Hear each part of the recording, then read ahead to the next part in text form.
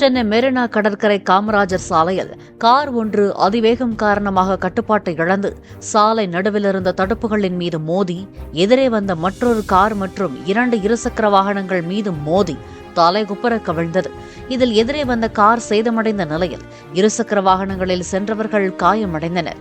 விபத்தை ஏற்படுத்திய காரை ஓட்டிச் சென்றவர் தப்பித்துவிட்டதாக கூறப்படும் நிலையில் போலீசார் அவரை தேடி வருகின்றனர்.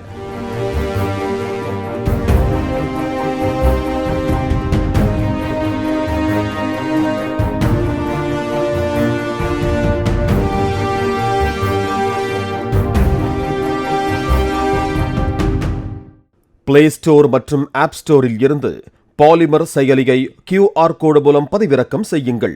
செய்திகளை உடனுக்குடன் பெறுங்கள்.